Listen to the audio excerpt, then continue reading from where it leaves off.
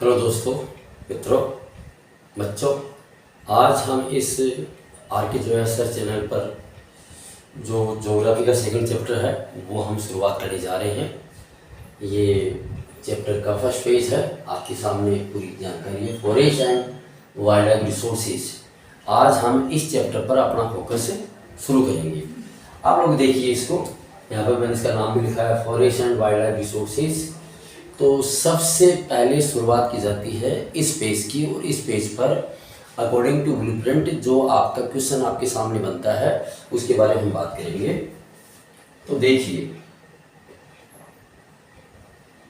सबसे पहले जो जानकारी आपके समक्ष आती है वो आपके समक्ष है बायोडाइवर्सिटी।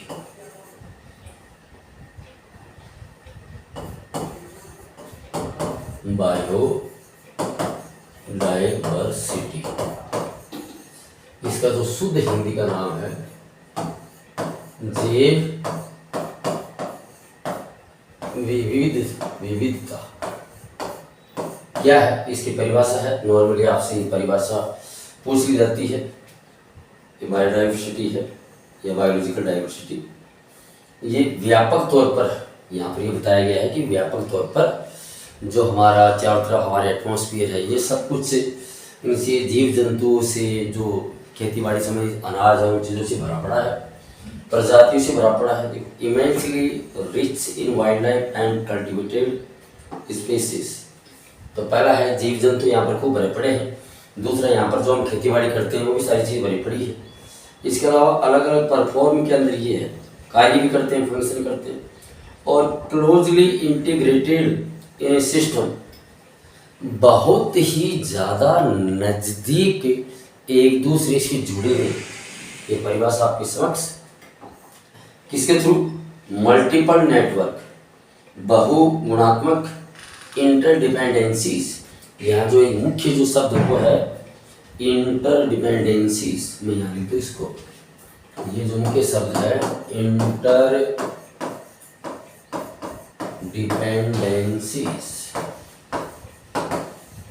ये आपके समक्ष लिखा हुआ है। एक दूसरे पर निर्भरता, एक दूसरे पर निर्भरता, ये इसका अर्थ है, ये परिभाषा है आपकी, इम्पोर्टेंट है। एक साल छोड़कर एक साल इस परिभाषा पर आपसे क्वेश्चन पूछ लिया जाता है। मैं रिपीट करना चाहूँगा, जैव विविधता है वो एक प्रकार से व्यापक संपन्नता से परिपूर्ण जो जीव जंतु है, इसके अलावा जो भी स्पीसीज है, प्रजातियां हैं, वो चाहे पेड़ पौधे हो चाहे और भी हैं, वो किसी भी रूप में जो भी किसी प्रकार से एक सिस्टम के तहत कार्य कर रहे हैं और एक दूसरे से जुड़े हुए हैं, एक दूसरे पर निर्भर है। ये मैंने आपके सामने लिखा है। तो ये जो फर्स्ट इंफॉर्मेशन है according to your blueprint, according to your paper, मैंने आपको जानकारी दे दी है। अब आप देखिए, अब सेकंड जो आपकी समक्ष जो जानकारी है वो है, मैं आपको देना चाहूंगा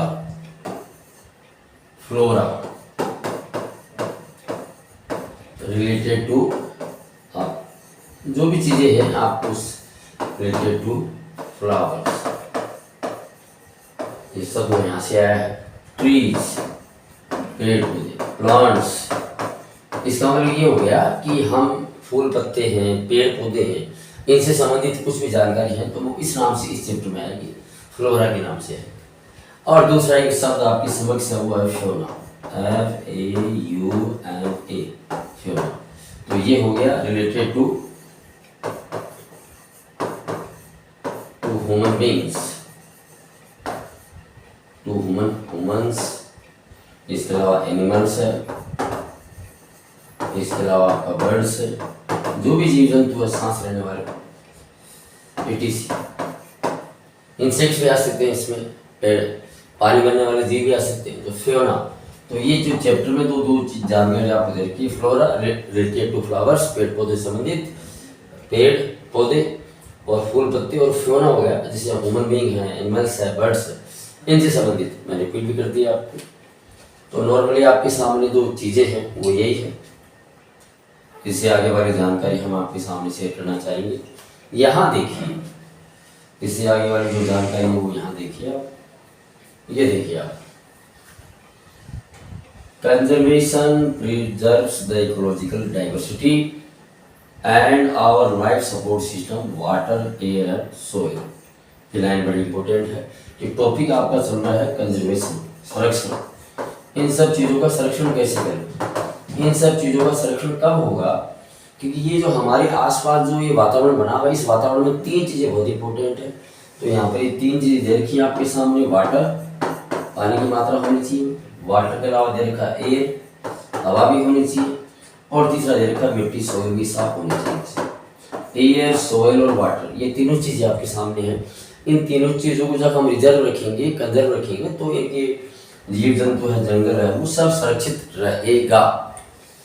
या थोड़ा यहाँ पे इस चीज़ का ध्यान रखिए, मैं रिपीट कर दूँ, कंजर्वेशन तभी ही होगा जब वाटर है, एयर, सोइल है, तीनों का हम ध्यान रखेंगे। तो इस बेस पे ये जानकारी मैंने आपके सामने शेयर की। अब आप इसमें आगे देखिए, रिपीट वाला टॉपिक पूरा हो गया है। बायोडाइवर्सिटी की जो परिभाषा है, क्वेश्चंस है, ये परिभाषा एक साल छोड़ के एक साल आती है, मैंने बता दिया आपको, समझा भी दिया। Flora related to flowers, trees and plants, fauna हो गया related to humans, animals and birds, ETC. Conservation के लिए क्या क्या जरूरी है, वाटर, एयर और सोइल, ये जानकारी आप इंपॉर्टेंट रखें। नॉर्मली ये लास्ट वाला पूछा जा सकता है। अब इसमें आगे देखिए, नेक्स्ट वाला हम इसे थोड़ा बड़ा करते हैं। यहाँ से जो जानकारी आपके समक्ष आती है वो हम देखेंगे।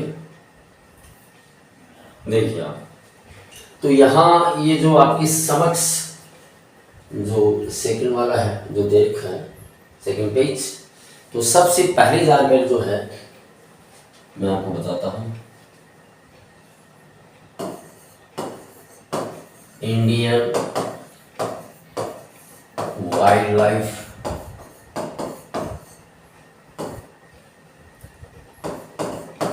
प्रिवेंशन एक्ट, ये सबसे पहली जानकारी आती है। और ये कब बना, 1972। सबसे पहली जानकारी आपकी जब शुरुआत होता है ये पेज, तो सबसे पहली जानकारी देखिए, भारतीय वन्य जीव संरक्षण कानून, इसका हिंदी में नाम लिख दूं ताकि आपको ध्यान रहे, भारतीय संरक्षण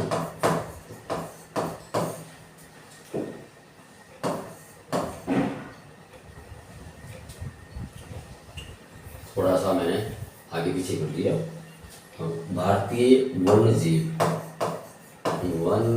जीव और ये प्रिवेंशन का हो गया संरक्षण, जो लिखा हुआ है हम तरीके चलेंगे। कानून, ये कानून बना, और ये कानून का बना 1972 में, जिसके तहत सरकार को यह लगा कि ये पेड़ पौधे, जीव जंतु, इनको हमें बचाना चाहिए, इनकी अलग अलग लिस्ट शेडिंग को करना चाहिए। तो इसके तहत अब एग्जाम्पल यहाँ पर देखें, टाइगर्स इसमें शामिल थे, एक सींग वाला ये राइनोसोर शामिल था, कश्मीरी स्टेग है, अंगूर है, तीन प्रकार के आपके क्रोकोडाइल्स है, मगरमच्छ है, एक तो फ्रेश वाटर में रहने वाले, नमक वाले पानी में रहने वाले, और एक घड़ियाल है। इसके अलावा जो एशिया का शेर है वो, ऐसे बहुत सारे चिंग, जैसे भारतीय हाथी, Indian elephant, black buck, chinkara, great Indian bustard, जिसको गोडावन अपने राजस्थान का राष्ट्रीय राज्य पक्षी सोई है, इन सब के बारे में जानकारी यहाँ पर दे रखी है। इनको ये लगा कि भाई इनका संरक्षण बहुत ज़रूरी है और इसके लिए हमें आगे कदम बढ़ाना चाहिए। तो 1972 के अंदर भारतीय वन्यजीव संरक्षण कानून को इम्प्लीमेंट किया गया। इसमें आगे जाके 2-3 बार बदलाव भी किया गया। जब इसका टॉपिक थोड़ा आगे चलेगा तो हम इसको और भी क्लियर करते जाएंगे। देखिए, अब हमारे सामने एक नया टॉपिक शुरू होता है और ये बड़ा टॉपिक है, वो है प्रोजेक्ट टाइगर। प्रोजेक्ट टाइगर वाला टॉपिक शुरू होता है और ये प्रोजेक्ट टाइगर शुरू इम्प्लीमेंट हुआ 1973। कब इम्प्लीमेंट हुआ ये पूरी जानकारी यहाँ पर दे रखी है। और ये इम्प्लीमेंट कब हुआ, क्योंकि इन्होंने यहाँ पर एक सर्वे किया, हमारी भारतीय सरकार ने सर्वे किया कि जब 1901 जब सेंचुरी शुरू हुई थी तब हमारे देश में लगभग 55,000 टाइगर्स थे। और बाद में जब 1972 और 73 के अंदर जब सर्वे किया गया तो 1827 टाइगर्स ही बचे। मामला गड़बड़ हो गया, गए कहाँ, इतने सारे टाइगर्स गए क्या? तो ये जो डाटा है, इस डाटा ने इनको सोचने को मजबूर कर दिया कि हमें इन टाइगर्स को बचाने के लिए कुछ हमें हमारे सरकारी प्रयास पे हमें बहुत कुछ बड़ा करना पड़ेगा, अदरवाइज ये खत्म हो जाएगी, इनकी संख्या कम हो जाएगी। अब इसके पीछे रीजन क्या है, कारण क्या है, कोजेज क्या है, ये देखा कारण क्या है? कारण आपके सामने पूरा दे रखा है। जैसे पोचिंग पोर्ट्रेट, लोग भाई शिकार करने लगे, व्यापार करने के लिए। पहला पॉइंट आपका ये हो गया, ये लो नंबर 1 डाल दिया मैंने। पहला पॉइंट ये हो गया कि व्यापार करने के लिए, इनका शिकार करने के लिए। श्रिंकिंग हैबिटेट, ये दूसरा पॉइंट है इसका, कि भाई जहाँ ये टाइगर्स रहते हैं तो वो जो रहने की वो जो इनकी जगह लोकेशन है वो इनके अनुकूल वो धीरे धीरे कम होती जा रही थी। और इसके अलावा इन शिकार मिलने बंद हो गई। तीसरा पॉइंट ये यहाँ पर है, इनको शिकार मिलने बंद हो गए। भाई जीव जंतु उनकी संख्या धीरे कम हो रही है, तो ये अपना ये पेट कहाँ भरें। और इसके अलावा जो चौथा जो पॉइंट है वो आपके सामने है, और वो है धीरे धीरे मानव की संख्या बढ़ती जा रही है।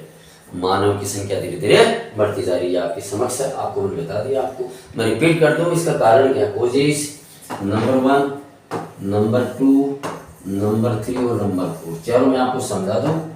ये देखो आप, पहला है व्यापार के लिए इनका शिकार करने लगे। दूसरा है भाई इनका जो रहने का अनुकूल जो वातावरण था वो सिकुड़ने लगा। तीसरा है कि शिकार इनको मिलने बंद हो गए हिसाब से, ये अपना पेट कहाँ से भरेंगे। और चौथा है कि हम जैसे लोगों की संख्या धीरे धीरे बढ़ने लगी, जो इनको अपने बीच वाले बरामदे में या कोर्टयार्ड में उसको सजाना, उसको मार करके उसके अंदर भूसा भर के उसको सजाना ज़्यादा पसंद करते हैं। बहुत से लोग करते हैं, भाई मैं करता नहीं करता अलग बात है, ये पर्सनल पॉइंट ऑफ व्यू है। तो ये चीज़ें हो गई। अब इसमें आगे बढ़ते हैं। अब ये मैंने बता दिया भाई लॉन्च कब किया गया इसको, 1973 में। नीचे आपकी जानकारी आपके सामने है। अब इसमें हम अगला पेज लेते हैं। अब आप देखिए,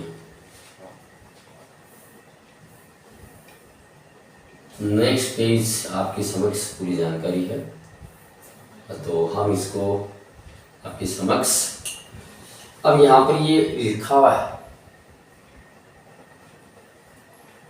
हमारे, अब आप देखिए इसमें बढ़ते हैं। 2 कंट्रीज है, नेपाल और इंडिया।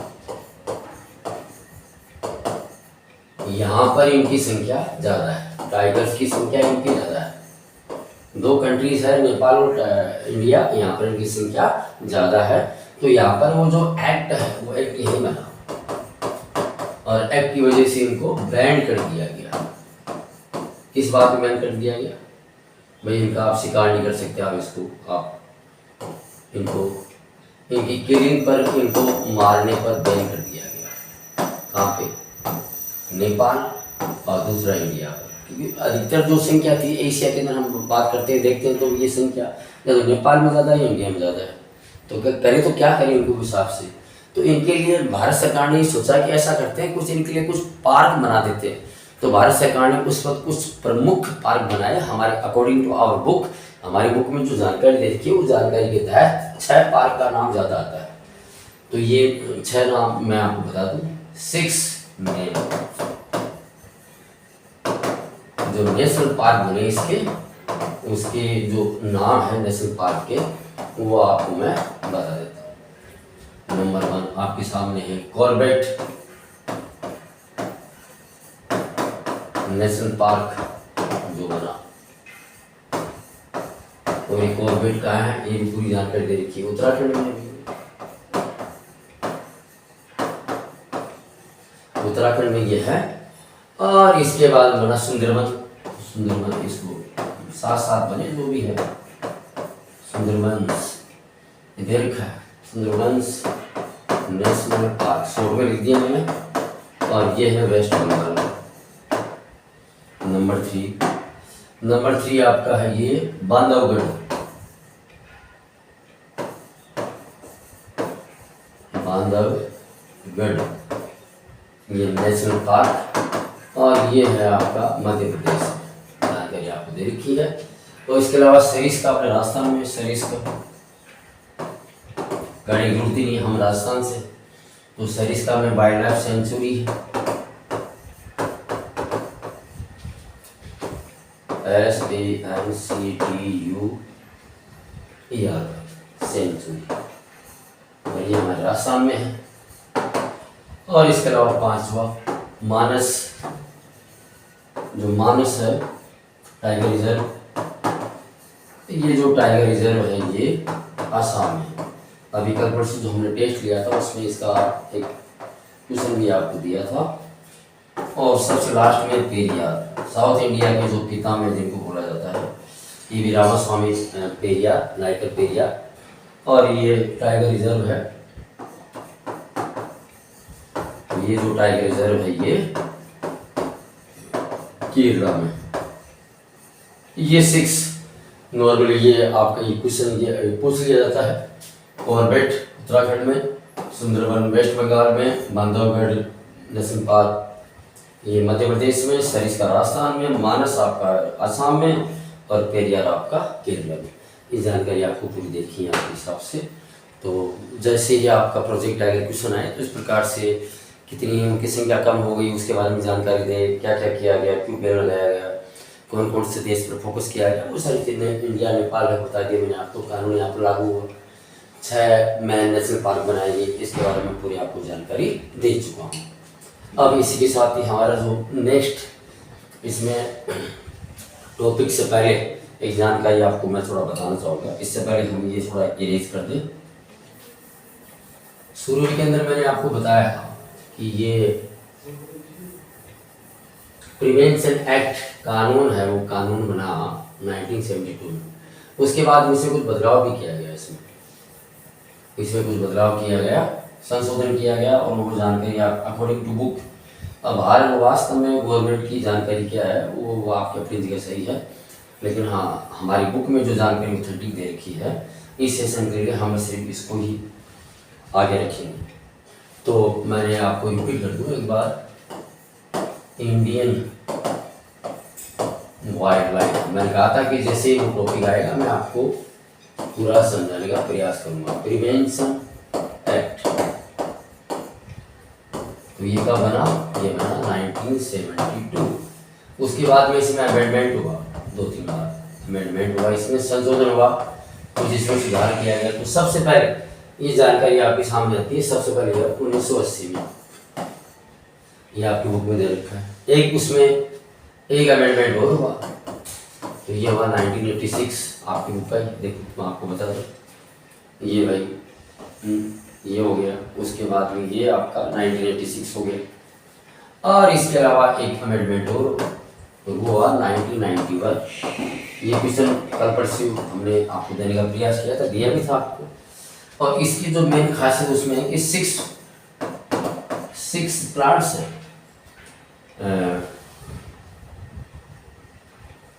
6 स्पेसीज यहाँ पर दे रखा है, प्लांट्स 6 प्लांट्स स्पीसीज है वो भी शामिल किया गया इसमें। ये हमारे देश के लिए बहुत ज़रूरी है। इनको ये इनकी जो संख्या है वो इतनी नीचे आ गई है, डाउनफॉल इनका हो गया है। इनको यदि हमने नहीं बचाया तो भी आगे जाकर नुकसान होगा। तो ये क्वेश्चन अभी कल परसों हमने आपको दिया था, ये इम्पोर्टेंट भी है। तो मैं आपको रिपीट कर दूँ कि सबसे पहले कानून कब बना? 1972 में, पहला संशोधन 1980 में, दूसरा 1986 में, और तीसरा 1991 में। उसके बाद आगे भी हुआ, लेकिन आपके अकॉर्डिंग टू बुक में उतना हमें चलना है। तो ये 6 प्लांट्स स्पीसीज है, इनको भी इसमें लिस्टेड शामिल किया गया, लिस्टेड इनको शामिल किया गया। तो ये सारी जानकारी मैंने आपके सामने रखी। अब आप देखिए, रिपीट भी मैंने कर दिया है। अब इससे आगे वाला जो टॉपिक चल रहा है वो आपका बहुत इम्पोर्टेंट है। फॉरेस्ट कितने प्रकार के हैं? तो आज हम इस फॉरेस्ट वाले टॉपिक को ले लेते हैं। फॉरेस्ट कितने प्रकार के हैं, किस प्रकार से क्या क्या है, उनका क्या है। तो ये हमारे समक्ष जानकारी है, ये है, हम इसको नोट करते हैं। तो पहला है distribution of forest, distribution and types of forest. बात तो एक ही है, आगे कुछ ऑफ फॉरेस्ट। तो फॉरेस्ट हमारे सामने 3 दे रखे हैं। तो तो पहला है आपका रिजर्व, तो बीच बीच में थोड़ी जगह छोड़ूंगा ताकि आपको ध्यान रहे। Reserve forest. नंबर 2 आपको दे रखा है प्रोटेक्टेड, ताकि हमारे देखने में और समझने में कोई दिक्कत ना हो। और तीसरा आपको लास्ट में लूंगा अनक्लास्ड फॉरेस्ट। चलो तीनों हम साथ साथ लेते हैं। तो सबसे पहले जानकारी आपको याद रखी रीजन। तो मैं आपको बता दूं, ये दोनों चीजें जो है रिजर्व फॉरेस्ट और ये प्रोटेक्टेड फॉरेस्ट है अंडर कंट्रोल ऑफ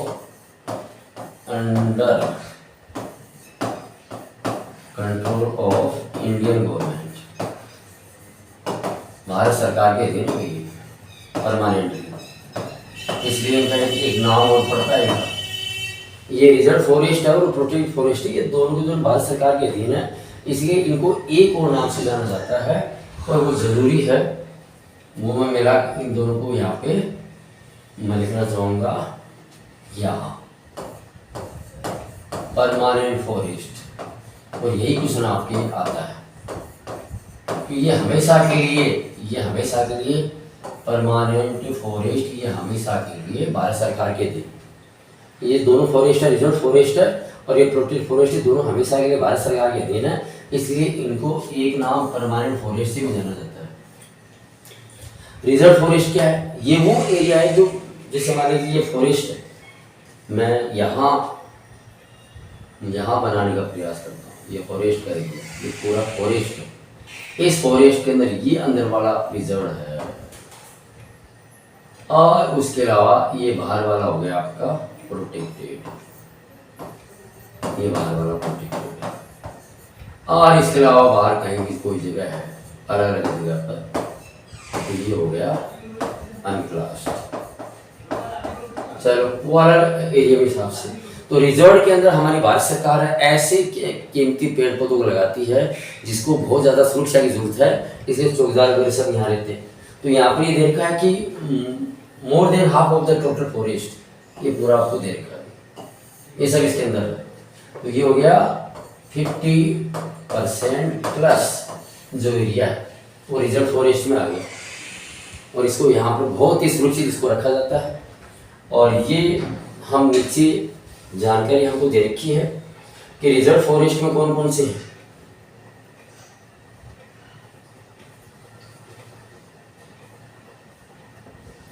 ये दे रखा है जम्मू कश्मीर, मैं यहाँ पर नोट कर दूँ, JK जम्मू कश्मीर है। इसके अलावा आंध्र प्रदेश, ये मैं आपको नोट्स के तौर पे आपके काम आएगा। उत्तराखंड, केरला, उत्तराखंड ये जगह मैंने इसलिए रखी थी, उत्तराखंड हो गया। उसके अलावा केरला हो गया, ये आपके इम्पोर्टेंट है। और केरला, तमिलनाडु, वेस्ट बंगाल, और इसके अलावा वेस्ट बंगाल, और इसके अलावा एक चीज़ और है महाराष्ट्र, MAH। मैं रिपीट कर दूँ, ये जो एरिया है जहाँ पर रिजर्व फॉरेस्ट पाए जाते हैं, जम्मू कश्मीर, आंध्र प्रदेश है, उत्तराखंड है, केरला है, तमिलनाडु, वेस्ट बंगाल और महाराष्ट्र, ये एक साथ हो गया पूरा। कहाँ स्थित है ये बता दिया, कितना एरिया स्थित है वो बता दिया आपको। ये भारत सरकार के अधीन है, परमानेंट फॉरेस्ट के अंदर ये आते हैं।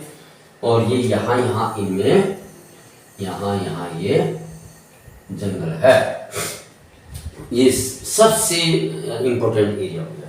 उसके बाद हम करते हैं प्रोटेक्टेड फॉरेस्ट। तो प्रोटेक्टेड फॉरेस्ट का है, उसके बाद वाला जो हिस्सा बचा है यहाँ पर 1/3 इसको कर रखा है 1/3, 1/3 जो टोटल का जो परसेंटेज हिसाब से जो भी है वो सारा इसमें हो गया। तो यहाँ पर मैं बता दूँ 1/3, ये जो हिस्सा है इसका ये इसमें हो गया। और ये कहाँ ये है, तो ये देखो आप प्रोटेक्टेड में हो गया बिहार, हरियाणा,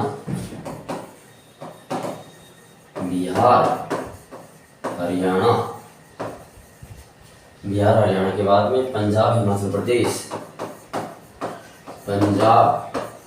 उसके अलावा हिमाचल प्रदेश, और हिमाचल प्रदेश के अलावा उड़ीसा, राजस्थान, ये वो एरिया है, उड़ीसा और ये राजस्थान। इस एरिया के अंदर ये प्रोटेक्टेड फॉरेस्ट ज़्यादा है। अब चलो भाई ये एग्जाम्पल भी आपके सामने हो गया, कितना हिस्सा इसमें शामिल है और कौन कौन सी स्टेट में, ये बिहार में है, हरियाणा में है, पंजाब, हिमाचल प्रदेश, उड़ीसा और राजस्थान, ये आपके सामने जानकारी होगी आपके साथ। अब इन दोनों को मिला के एक, कई बार आपसे एक प्रश्न पूछा जाता है, दो मिला के परमानेंट फॉरेस्ट कहाँ गया हो, ये रहा, ये परमानेंट फॉरेस्ट है, ये सबसे ज्यादा कहाँ, कौन सा एरिया है जिसको परमानेंट फॉरेस्ट के तौर पर कौन से राज्य में है, तो ये आपका क्वेश्चन आता है और इसका एक आंसर है मध्य प्रदेश। जितने भी क्वेश्चंस आपके आते हैं सारी जानकारी आपको बताई जा रही है, ये मध्य प्रदेश है। तो ये इसका एग्जाम्पल भी हो गया और ये अब आपका लास्ट बच गया ये अनक्लास्ड। तो अनक्लास्ड को ये रिपीट करने की जरूरत नहीं है, मैं रिपीट कर दूं फिर भी। रिजर्व फॉरेस्ट आपके समक्ष 50% से ज़्यादा जम्मू कश्मीर, आंध्र प्रदेश, उत्तराखंड, केरला, तमिलनाडु, वेस्ट बंगाल, महाराष्ट्र के इलाके में है। ये मैंने बताया था आपको, ये फॉरेस्ट एरिया किस प्रकार से कैसे क्या है, और ये दोनों को मिला करके परमानेंट फॉरेस्ट बोलते हैं, गवर्नमेंट का देन। प्रोटेक्टेड फॉरेस्ट है ये 1/3% है। और ये कौन कौन से राज्य में, बिहार, हरियाणा, पंजाब, हिमाचल प्रदेश, उड़ीसा, राजस्थान, और ये इन दोनों को मिला के बोलते हैं परमानेंट फॉरेस्ट, और ये सबसे ज़्यादा पाया जाता है मध्य प्रदेश में। अब आगे देखिए, अनक्लास्ड, मैं चाहता हूँ इसको आगे वाले पोर्शन में, ये लास्ट वाला इसका हिस्सा है, मैं इसको बड़ा करना चाहूँगा तो ताकि आपके समक्ष ये थोड़ा सा समझ में आए आपके। अब आप देखिए, हम इसको नोट करते हैं, यहाँ पे लिखते हैं इसको, और आज की क्लास का ये लास्ट टॉपिक है, बाद में बाकी बचा हुआ टॉपिक ये थर्ड है, अनक्लास्ड फॉरेस्ट। तो ये नॉर्मली हमारा नॉर्थ ईस्टर्न स्टेट्स इस इलाके में ये अनक्लास्ड है, खासकर हमारा राजस्थान भी इसका हिस्सा है, और इसमें गुजरात भी है, थोड़ा बहुत हिस्सा इधर राजस्थान का भी है, जहाँ पर कुछ प्रॉपर्टी गवर्नमेंट की और कुछ प्रॉपर्टी कम्युनिटी की भी है। तो इसमें कम्युनिटी भी शामिल है, मैंने आपको लिख दिया, और इसके अलावा कुछ इंडिविजुअल भी इसमें शामिल है, अलग अलग गाँव के अंदर, गांव का जोड़ा, खेल का मैदान, कुछ जमीन सरकार की, इस प्रकार से ये चीज़ें आपके सामने दे रखी है। तो बच्चों, मैंने आपसे वादा किया था कि धीरे धीरे हम पहले ज्योग्राफी के चैप्टर लेके चलेंगे, बाद में और जो 3 किताबें उनके शुरू के 2 चैप्टर लेके चलेंगे, इस प्रकार से हमारा कारवां बढ़ता रहेगा। मुझे उम्मीद है ये सारी चीज़ें आपको बहुत अच्छी लग रही होगी, क्योंकि मैं दोनों चीज़ सामने लेके चल रहा हूँ कि बुक का पेज वो भी है, और इसके अलावा साइड में बोर्ड भी है, इस बोर्ड पर आपको हाथ के द्वारा लिख के आपको बताते हैं। बच्चों, आप सबसे निवेदन है कि आप हाथों से लिखने का प्रैक्टिस ज़्यादा से ज़्यादा करें, हाथों से लिखा हुआ हमेशा याद रहेगा। इसी उम्मीद के साथ, जय श्री राम।